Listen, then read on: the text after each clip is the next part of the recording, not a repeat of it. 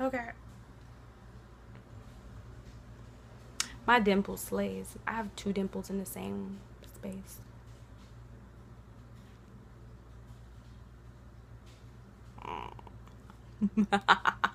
I'm so vain. I'm terrible.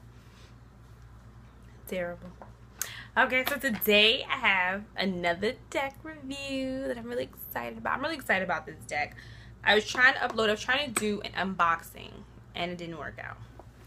So I guess it's gonna be a little unboxing slash deck review. Really more of a review now, I guess.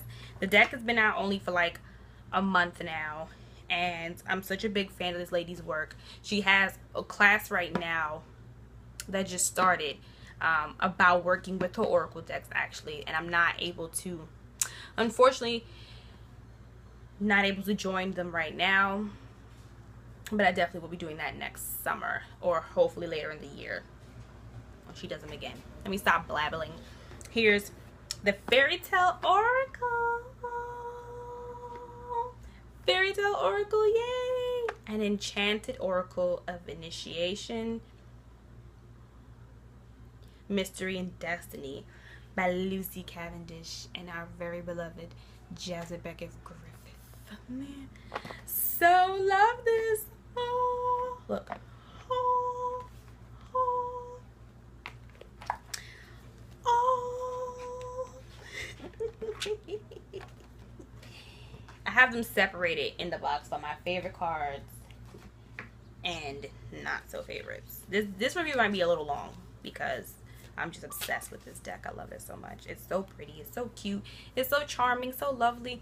There's not enough more I can say about it. It's such a sweet, fun deck, especially for right now. So this is the front of the box. Of course, our trusted, beloved Blue Angel box. And this is the inside, a deep, like, royal bluish, kind of purplish, but more on the royal blue side. And this is the backing of the box. And it says 44 cards and guidebook set. Princess quest for true love. Princesses dance in enchanted slippers, and girls emerge from the ashes of the fireplace, changed forever by the touch of a fairy godmother's wand. You're holding a great treasure, overflowing with life-changing magic, grounded in the epic tradition and timeless wisdom of fairy tales. This oracle reveals the meanings and lessons behind stories like The Little Match Girl, Sleeping Beauty, Cinderella, and Hansel and Gretel. This magical deck will introduce you to undiscovered gems, unearthing tales of unsurpassed imagination to advise, inspire, and to delight you. Every beautiful card offers trustworthy, compassionate, and uplifting guidance to help you navigate life's every peril, every moment, every promise, every enchantment. Illustrated by renowned fairy artist Jasmine Beckett Griffith, written by Lucy Cavendish, the Faerytale Oracle teams with the glory and the wonder of most beloved fairy tales with stunningly accurate messages, bringing you an oracle of outstanding depth and beauty. This is a very pretty deck. Very beautiful deck. A few of the cards I don't agree with. A few of the cards I do agree with. For the most part, I love this deck. I'm a big fan of Jasmine Beckett Griffith and of Lucy Cavendish. I almost have all of her books and all of her decks. And I follow her on like Instagram too. So yeah. So let's get into, I guess, the cards, right? So here is the card. Here's the card backing. I wish they would have done something more with this, to be honest. I'm not very happy with that. I can't really tell. I think something like a glass slipper would have made sense. A pumpkin, a fairy wand, a fairy godmother, something, you know, fairy tale-ish would have made sense than what this is. I'm not sure what that is. Is it like a lock or something like that? It just doesn't make sense. But whatever. And so, and of course, it wouldn't be a Lucy Cavendish and Jasmine Beckett Griffith deck if it didn't have cards with borders in them. So here's the first one with the border. It's 8 Puss in Boots, and underneath it says wit. Now what I mean by the borders is like here on the side. See that? Those black borders? Those are in a few of Jasmine Beckett Griffith's decks. Mainly like the other one she has, the one of Mermaids and Myths, which is one of my favorites. But she has these ridiculous borders. I don't know why that's there.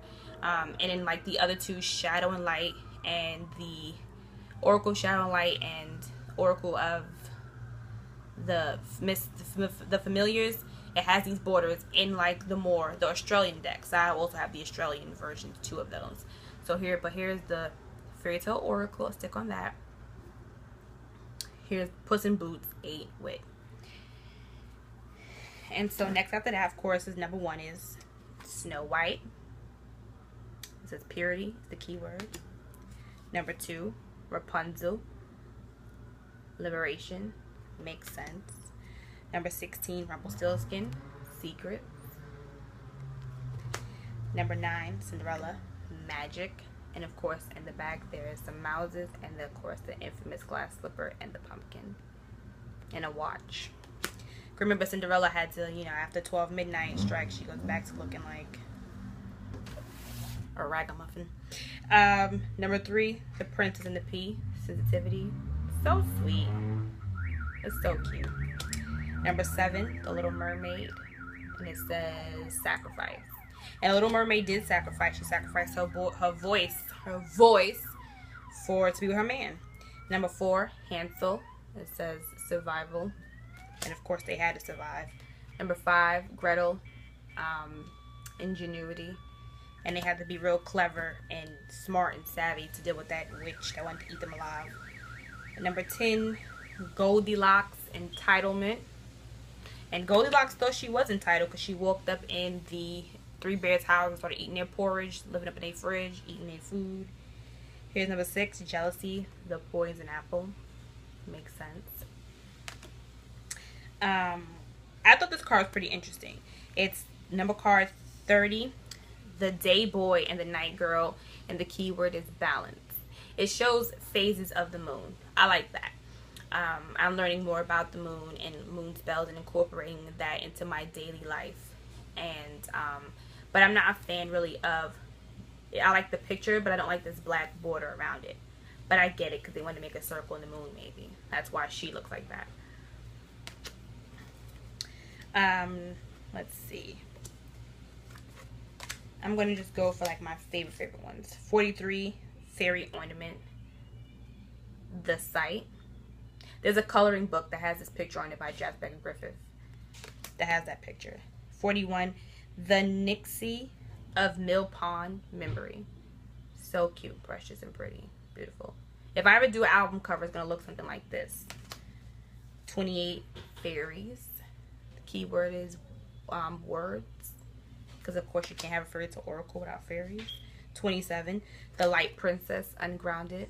She's ready for adventure. He is Fair, Brown, and Trembling. 38, Gifts. Love her. Love that.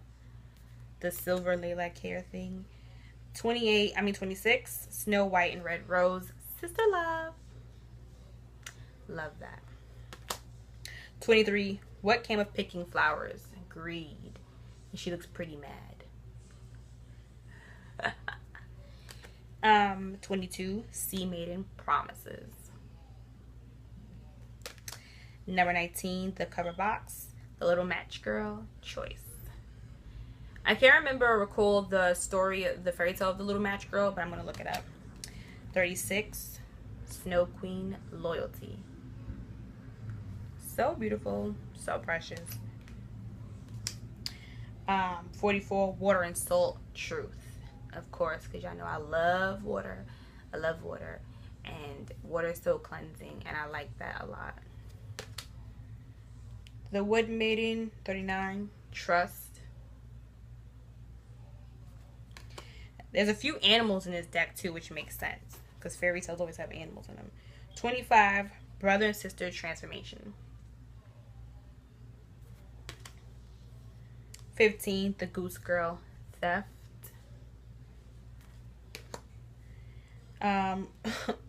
This one reminds me of an old me. I'm smiling more now, but 31, The Princess Who Never Smiled, Healing.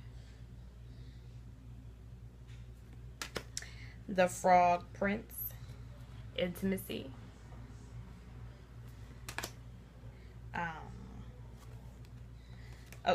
Red Riding Hood, Rites of Passage. That's a darker card, at least to me. Thumbelina, 13 Expectations. Thumbelina. And here's some other cards that I really liked, but the artwork was really different, at least in my opinion, from the deck. It's the Rose Elf 29 Revelations. A lot more of a darker card. Like if you want to do shadow work with this card, you could. Also, 35, the White Snake Understanding. Number 11, the Tinderbox Soldier. Completely different from the rest of the deck, but I have to read more into them. 24, Tamlin, the Battle. I think that is a fairy tale. I'm not sure which one it is, but I have to check it out. But look at the artwork on that. That's so intricate. So interesting in a fairy tale deck. Like, she's going to war, and there's like a few soldiers back here. There's planes up here. Interesting. And then the Jupiter Tree Deception. See all that below? There's like skulls and bodies like being pulled down. It's almost like she's the death slasher. See the thing in her hand? Deception. But yeah. So that's the few of the cards and favorites. This whole deck is really a favorite. I only have like 10 here that are not favorites. So here's the guidebook. Looks like this, small and little. Here's the back.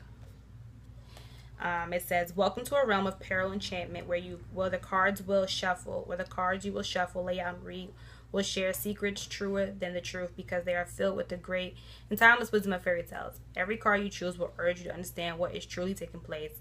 Every card will help you to go through whatever it is you're facing. Every card will help you guide you out the other side, brighter and more blessed. Princes will brave great suffering for the hand of their true love. Princesses will dance in enchanted slippers, and girls will emerge from the ashes." Blah blah blah. So the book is exactly up until the last card. Exactly 175 pages. Then there's some pages about the author and Jasper Griffith and Lucy, of course. Then there's how to work with the card, asking individuals, a few spreads. And then there is the card, the oracle of the message, a little affirmation or incantation about the card, and then a little picture of the keyword, and then the actual oracle. Then there's some meaning behind it, and then it labels right below it the meaning, the story of where the fairy tale comes from. So the first one says story attributed to the Brothers Grimm, and that is card number 1, Snow White. But it should be Snow White, Disney Snow White. But interesting. But okay, yeah, that's the Fairy Tale Oracle by Lucy Cavendish and Jasper Griffith. If you're a fan of them, you probably already have this deck. If you love fairy tales, American fairy tales, which is pretty interesting because I know Jasmine is from America and Lucy being from Australia, how they combined the two to make this deck. I really feel like it speaks to Lucy's American fans, actually, but I'm pretty sure her Australian fans will enjoy this as well, and learning about fairy tales over here in America. There might actually be some Australian ones in there. I haven't read all of the guidebook yet. So yeah, that's it. This is a beautiful, sweet, and charming deck. Perfect to work with right now. I actually can see myself working into the fall with this, especially because it'll be like winter time and things like that. You'll want to be home and like fairy tales, Christmas, holidays. That's just me. But Dominic Music Diva, a witch from Harlem. Stay safe. Love you guys. Bye. Light and love.